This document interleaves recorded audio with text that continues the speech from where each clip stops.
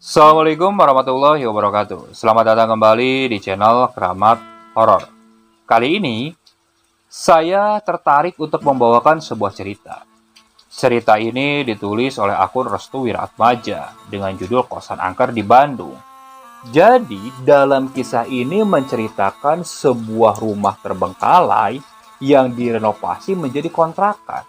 Namun siapa sangka ternyata rumah itu banyak dihuni oleh makhluk halusnya. Bagaimana kisahnya? Simak terus videonya sampai selesai. Dan seperti biasa, sebelum mulai ke ceritanya, alangkah baiknya kalian santaikan dulu saja diri kalian. Siapkan kopi, siapkan cemilan supaya kalian lebih santai saat mendengarkan. Kalau sudah, kita mulai saja ke ceritanya.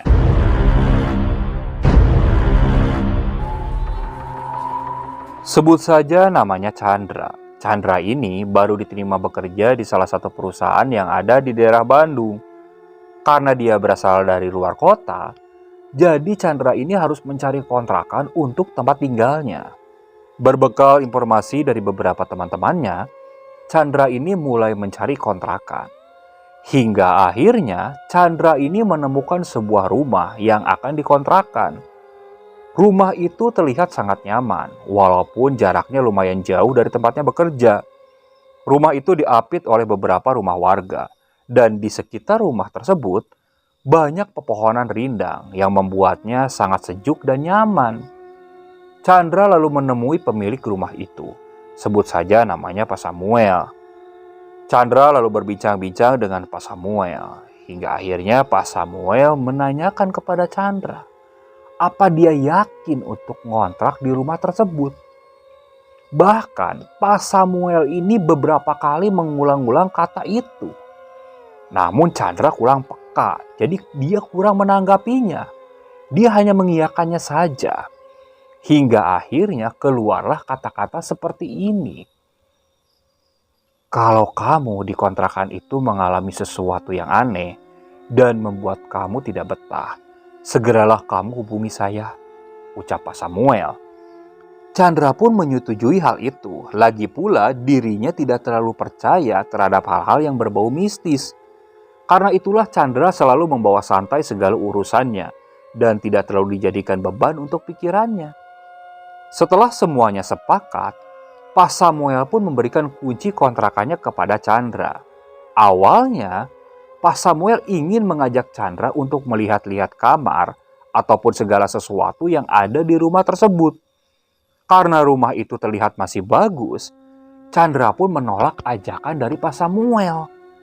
Dirinya sudah sangat percaya jika kontrakan tersebut memiliki tempat yang bagus dan nyaman untuk dirinya.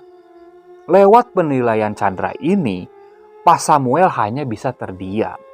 Baru kali ini dirinya mendapati orang yang akan menyewa kontrakannya, namun sudah sangat cepat untuk menyimpulkan segala sesuatu yang belum sepenuhnya diketahui oleh orang itu. Pak Samuel pun tidak memaksakan pilihan yang dibuat oleh Chandra.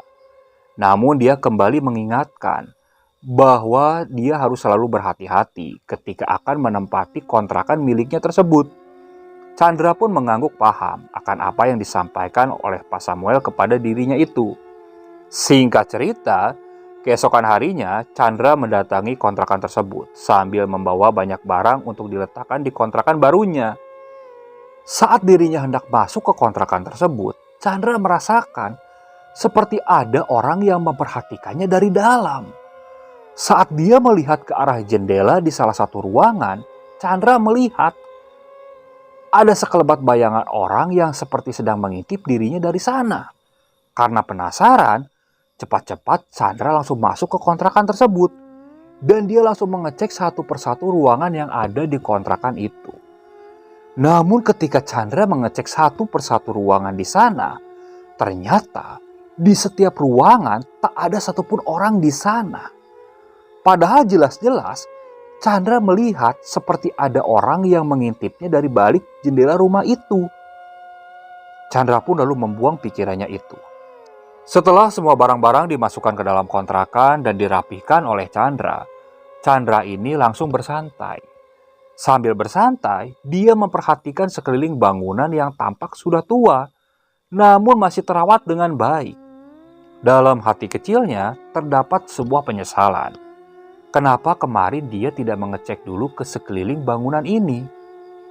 Hari itu, Chandra gunakan waktu untuk beristirahat total. Dia juga tidak ingin memikirkan kejadian tadi yang dia alami. Dia tepis jauh-jauh kejadian tersebut. Selama beberapa hari Chandra menempati kosan tersebut, dia tidak merasakan hal-hal aneh yang mengganggu ketenangannya. Hal ini berjalan hingga 3 bulan lamanya. Setelah 3 bulan lamanya, Chandra mulai mendapati kejadian yang aneh. Hal itu dimulai saat temannya yang bernama Haikal menginap di kontrakan miliknya. Saat itu, Haikal bersama dengan Chandra yang sedang ada proyek dari pekerjaannya. Mereka berdua harus menyelesaikannya dengan cepat. Karena itulah, agar pekerjaan menjadi lebih cepat selesai, Haikal pun menginap di tempatnya Chandra. Karena memang Chandra sendiri adalah partner kerjanya. Tiba di sore harinya, Haikal meminta kepada Chandra untuk mandi. "Dra, kamar mandinya di mana?" "Itu, lurus aja. Ada 3 kamar mandi di sana." "Hah? 3 kamar mandi? Emang yang nempatin siapa aja?" "Gua doang. Emang kenapa?" "Lah, kan lu sendiri. Terus gunanya 2 kamar mandi itu buat apa?" "Lihat, tanya aja ke pemiliknya. Ngapain tanya ke gua? Emang gua yang bikin?" Haikal sebenarnya ingin memancing Chandra agar memikirkan hal-hal yang bersifat mistis. Namun Chandra ini pintar. Dia selalu membelokkan apa yang dimaksud oleh Haikal. Sehingga pembahasan yang awalnya diarahkan kepada hal mistis pun bisa berubah menjadi candaan. Haikal mulai berjalan ke arah kamar mandi sambil bernyanyi-nyanyi. Dari kejauhan, si Chandra bilang, "Awas lo, nanti ada yang ikutan nyanyi." "Gua kagak takut," teriak Haikal. Ternyata, candaan dari kedua orang ini membuat sosok penghuni kontrakan ini merasa terganggu. Saat itu, Haikal masuk ke kamar mandi yang paling pertama. Kedua kamar mandi yang lain, posisi pintunya terbuka. Saat itu Haikal tidak merasa ada sesuatu yang aneh. Haikal masuk ke kamar mandi yang paling pertama. Saat dia menutup pintu, dia mendengar ada orang yang masuk di kamar mandi di sebelahnya dan pintunya pun ditutup. Haikal berpikir mungkin itu Chandra. Haikal mulai mandi. Saat mandi, dia mendengar di kamar mandi di sebelahnya ini seperti ada suara air yang ditumpahkan ke lantai. Awalnya pelan. Di situ Haikal mulai penasaran. "Chandra, woi, Chandra," panggil si Haikal. Namun tak ada jawaban. Tapi suara itu semakin kencang, seakan orang yang sedang menguras bak. "Woi, Chandra, jangan bercanda, woi." Si Chandra ini tidak menjawab. Di situ si Haikal mulai penasaran. Kalau si Chandra yang memang sengaja menakut-nakutinya, dia pasti akan tertawa sambil cekikikan. Ini tidak. Hanya suara air saja. Di situ si Haikal berteriak, "Chandra, woi, jangan main-main." Lalu terdengar jawaban dari Chandra. "Kenapa sih, Kal? Cepetan kalau mandi, woi." Dan suara itu berada di ruang tengah. Di situ si Haikal langsung ketakutan. Karena dia yakin yang di sebelahnya ini adalah sosok penunggu kontrakan tersebut. Cepat-cepat Haikal membereskan mandinya. Setelah selesai mandi, dia langsung keluar sambil berlari ke arah ruang tengah. Bahkan dia lupa menggunakan baju. Ketika sampai di ruangan tengah, tampak si Chandra ini sedang duduk sambil ngerokok di kursi. Si Haikal langsung terdiam sambil mukanya ini pucat. "Kal, kamu kenapa? Kok muka kamu pucat?" Enggak, Dra. Kayaknya aku nggak jadi nginep deh, Dra." "Kenapa kamu nggak jadi nginep?" Aku nggak betah." "Nggak betah gimana? Perasaan belum nginep bisa bilang nggak betah kamu. Aneh." Saat itu pandangan Haikal melihat ke arah jendela depan. Dan di jendela depan, si Haikal ini melihat ada siluet bayangan hitam yang sedang berdiri sambil melambai-lambaikan tangan ke arahnya. Astagfirullah. Dia langsung menutup matanya. "Kamu kenapa?" Si Haikal ini hanya menggeleng. "Pokoknya aku gak mau nginep, gak mau nginep." Ya udah, bentar aku mandi dulu. Nanti aku anterin," ujar si Chandra. Haikal langsung menuju ke kamar untuk mengganti baju. Sebenarnya ada perasaan takut dalam dirinya ketika dia hendak masuk ke kamar. Namun Haikal tetap memaksa untuk masuk ke kamar karena dia harus menggunakan pakaian. Saat itu, Chandra langsung masuk ke kamar mandi. Dia sempat aneh dengan Haikal karena selama dia ngontrak di sini, dia belum pernah merasakan gangguan seperti itu. Singkat cerita, Chandra pun sudah selesai mandi. Dia langsung pergi ke kamar. Di dalam kamar, si Haikal sudah mempersiapkan semua barang-barangnya. Tampak wajahnya juga masih shock. "Kal, kamu baik-baik aja kan? Kamu kenapa, Kal? Muka lu masih tegang gitu." "Gimana nggak tegang?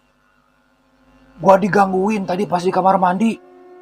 Terus matanya melihat ke arah jendela, seakan dia takut melihat sesuatu. "Kal, kenapa, Kal?" Chandra melihat ke arah jendela. "Ada apapun di sana?" "Enggak, nanti ceritanya di sana aja. Aku takut." "Yuk cepetan," ajak si Haikal. Ya udah, bentar, aku sholat dulu," ujar si Chandra. Haikal masih membayangkan apa yang dia lihat. Meskipun begitu, dia masih tidak percaya jika Chandra ini belum pernah mengalami gangguan seperti itu di kontrakan tersebut. Singkat cerita, selesai Chandra sholat, ia langsung pergi mengantarkan Haikal ke kosannya. Hari itu mungkin menjadi hari terakhirnya Haikal datang ke kontrakannya Chandra. Tampak dia sangat ketakutan. Setelah mengantarkan Haikal, Chandra kembali ke kontrakannya. Kali ini suasananya agak berbeda. Kota Bandung terasa benar-benar dingin.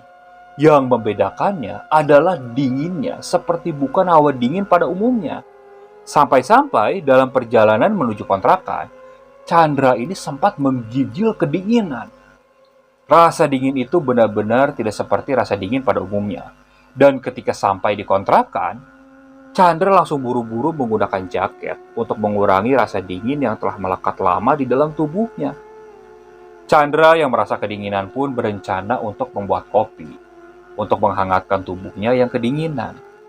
Dia segera menuju ke dapur untuk membuatkan kopi. Akan tetapi, saat dirinya baru sampai di ruang tengah, Chandra ini mendengar seperti ada suara mendecit, seakan suara tikus yang terjepit pintu.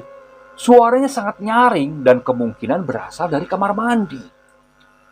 Chandra mencoba mendekat menuju ke kamar mandi.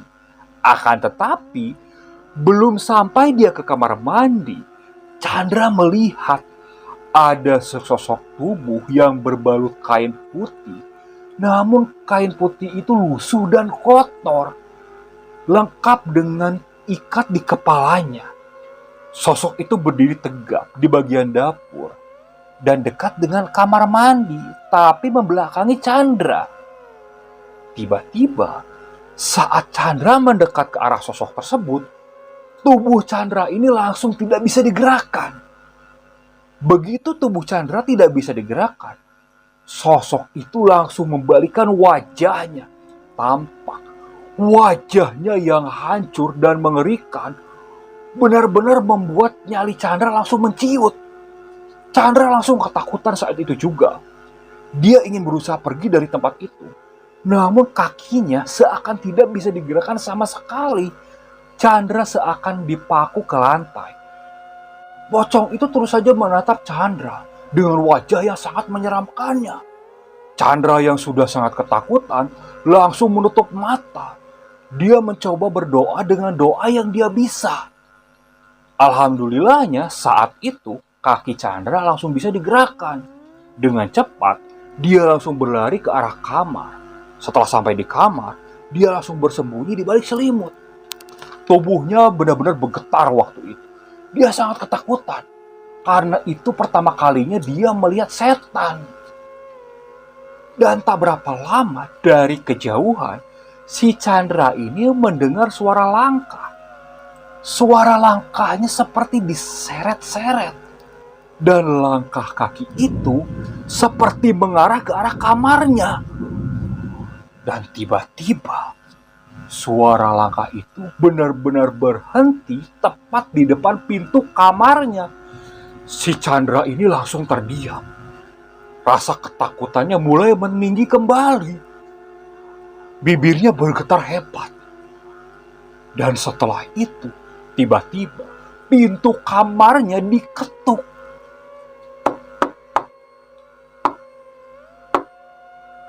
Suara ketukannya terus berulang-ulang. Chandra yang sudah sangat ketakutan, dia lalu pergi ke pojokan kamar sambil menggunakan selimut. Pandangannya tak berani menatap ke arah pintu. Dan suara ketukan itu masih saja terus terdengar. Bibirnya terus bergetar hebat. Dalam ketakutannya, Chandra ini berusaha untuk berdoa dengan doa yang tadi dia gunakan saat melihat pocong. Dan tak berapa lama, suara ketukan itu menghilang. Chandra coba menenangkan diri. Ada sekitar 15 menit kemudian, suasananya sudah sangat tenang. Namun benar-benar hening. Di situ, si Chandra lalu pindah kembali ke kasur. Saat dia kembali ke kasur, tiba-tiba jendela kamar si Chandra ini seperti digebrak-gebrak oleh sesuatu. Chandra melihat kembali ke jendela.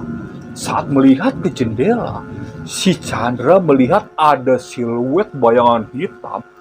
Tangannya besar, dan tangan itu seperti menggebrak-gebrak jendela kamar si Chandra. Di situ ketakutan si Chandra sudah memuncak. Dia ambil ponselnya. Dia langsung telepon si Haikal. Kal, tolong Kal. Kal, tolong. Kamu kenapa Chandra? Kenapa? Aku udah gak kuat. Kamu kesini bantuin aku. Si Haikal sepertinya tahu apa yang dialami si Chandra. Tunggu, aku cepat ke sana. Haikal langsung menutup teleponnya. Sambil melihat ke arah jendela, siluet bayangan hitam itu masih ada di sana. Tapi kini dia tidak menggebrak jendela. Si Chandra coba berdoa kembali sambil memejamkan mata. Dia tutup terus matanya.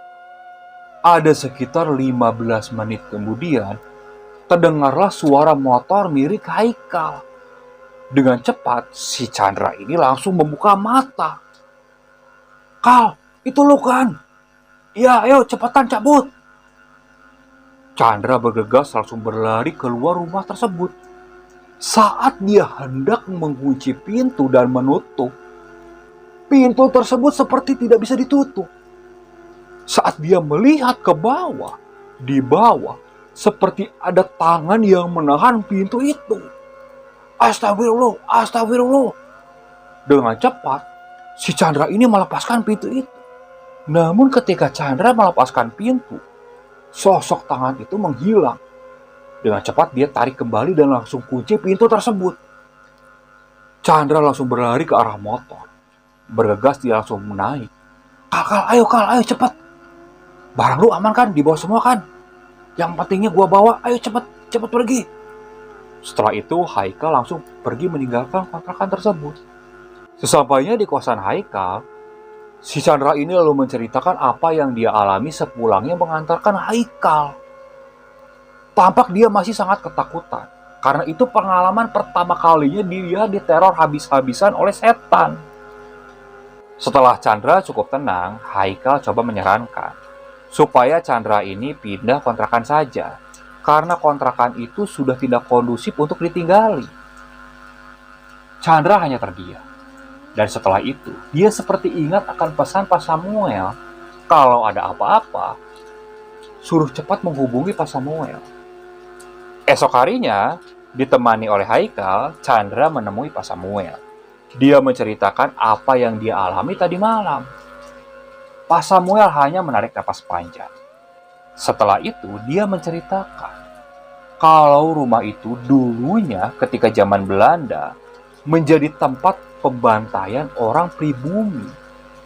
Dan konon hingga sekarang arwah yang gentayangannya itu masih menghuni tempat tersebut.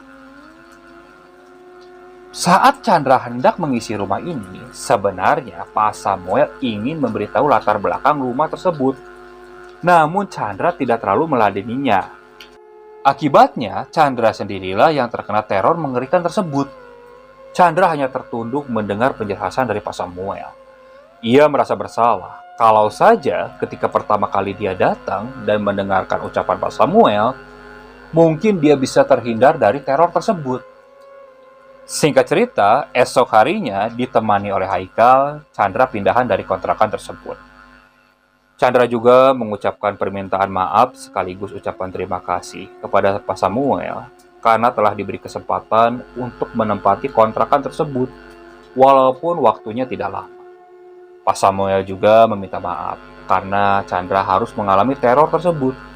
Setelah itu, Chandra dan Haikal langsung pamit. Chandra mulai ngekos di dekat kosan milik Haikal. Dan semenjak itu, menurut kabar burungnya, rumah tersebut tidak pernah lagi digunakan Pak Samuel untuk kontrakan. Jadi benar-benar dikosongkan. Karena Pak Samuel tidak mau penghuni kontrakan tersebut mengalami teror seperti yang dialami oleh Chandra. Oke, sekian untuk cerita kali ini. Saya mohon maaf apabila masih banyak kekurangan dalam pembawaan ceritanya. Kritik dan sarannya silakan kalian bisa cantumkan di kolom komentar. Tak lupa saya juga ucapkan terima kasih kepada para penonton yang terus mensupport channel Keramat Horor ini. Semoga kalian selalu diberikan kesehatan, dilancarkan rezekinya, dan dijauhkan dari segala musibah. Terus ikuti cerita yang dibawakan oleh channel Keramat Horor ini. Assalamualaikum warahmatullahi wabarakatuh.